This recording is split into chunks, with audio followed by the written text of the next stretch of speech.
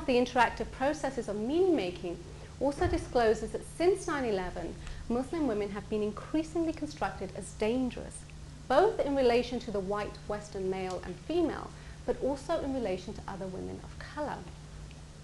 Thus, while on the one hand, on the whole, Eurocentric discourses signify all South Asian women as backward, culture-bound and non-secular, values, by the way, that are antithetical to liberal modernity, there is an intimate association of the Muslim body with danger, threat and fear. This construction of Muslims operates through ideologies of Islamophobia, which we must remember originate through historical discourses related to the Crusades and colonialism, that then become the lens through which meanings are made about other people of color through relational constructions of otherness. So, for instance, the Orientalist, racist, sexualized, sexist, heterosexist, and ableist representations of Japanese women's bodies and identities as submissive, as shy, exotic, and hyper-feminine are reiterated by differentiating Muslim women as political, frenzied, and potential threats to the social order, whilst also at the same time, let's not forget that Muslim women are also traditional and oppressed by their culture. In this sense, through Islamophobia and Orientalism, an account of meaning-making demonstrates that dominance operates by marking some women of color as less threatening to the nation in relation to Muslim women. The Muslim woman remains marked as the othered by dialectically and relationally setting the criteria of the norm through privileged Eurocentric standards of whiteness and masculinity. And it is precisely these moments that require an account of meaning-making processes that generate representations of the othered, explicitly to show how the relativity of these categories, so the relativity of categories of indigenous woman, black woman, Muslim woman, Japanese woman, support various social hierarchies within the matrix of domination. Okay, let me try and wind this up. I want to briefly just identify then what it is that this approach, this theory of accountability brings to the study of identity difference politics and contemporary political theory. The main argument has been that analysis of the interactions brings to view the complicated processes of gendered racialization that are obscured or ignored in liberal multiculturalism in such a way as to think about racing and gendering the discipline through accountability.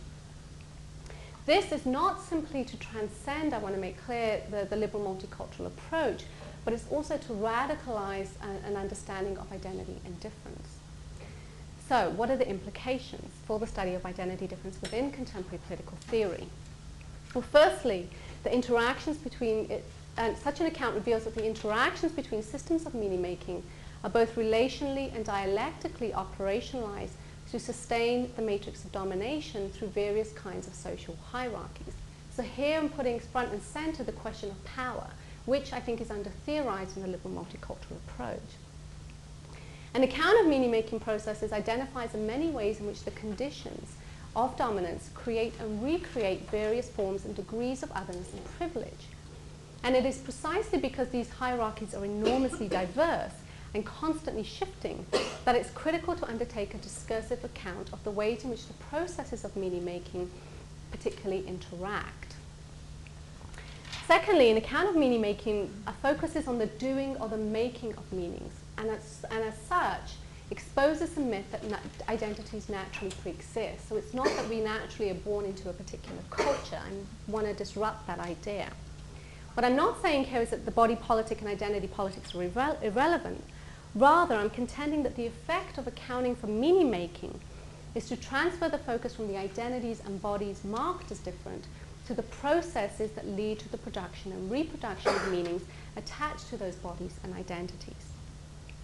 This is important to the study of identity and difference, I think, because it reveals the fallacy that subjects have identities and bodies, and alternatively shows that subjects are produced as identities and bodies through meaning-making processes that structure domination. Thirdly, an account of meaning-making opens up the ways to examine the contextual interrelations between multiple processes that produce various degrees and types of identities. So here we're going again beyond the unidimensional focus of liberal multiculturalism. While domination operates through various and multiple interactions, it's important to note that it simultaneously gives rise to an undifferentiated category of otherness. So we think about the norm and the other in kind of consistent ways. However, there is a multiplicity of political effects that are masked through this category of the other. As such, an account of meaning making allows us to examine the differing ways in which dominance itself manifests.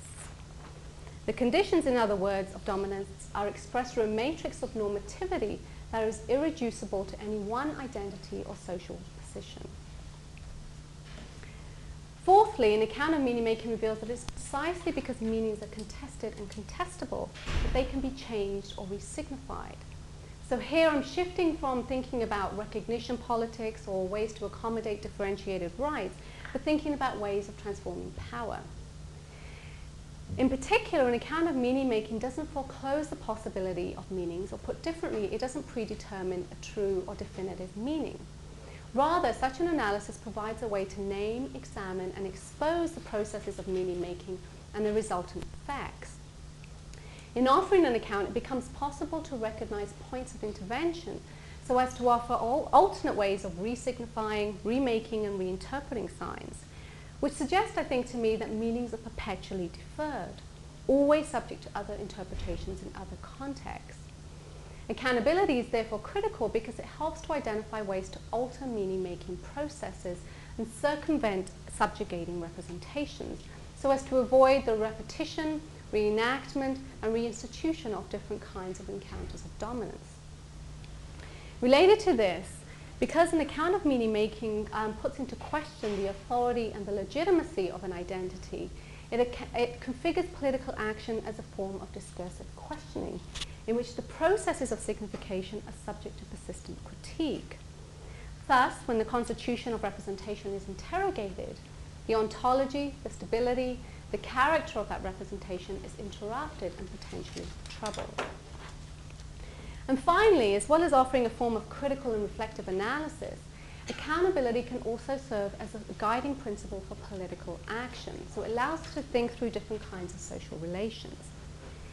In being accountable for meanings that we mobilize and that we bear through representations of ourselves, it particularly becomes possible to recognize axes of alliance and axes of disjuncture between differently signified identities.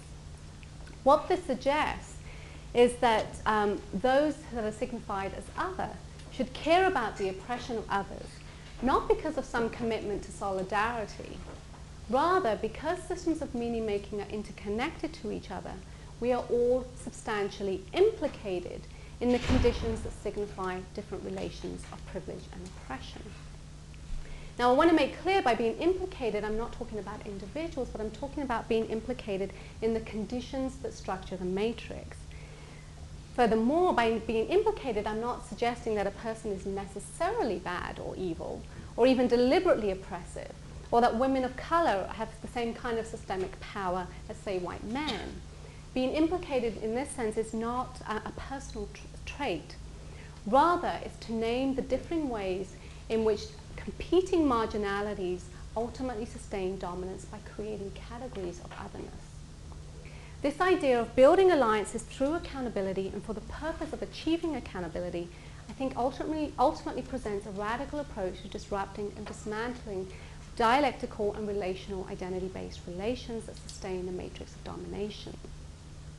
In the end, this theory of accountability, I think, opens up the study of identity and difference politics, both in scope and in depth, so as to bring to view the various processes by which the identities of racialized women are constructed, not only to complicate the analysis of identity and power, but also to place power at the center of analysis.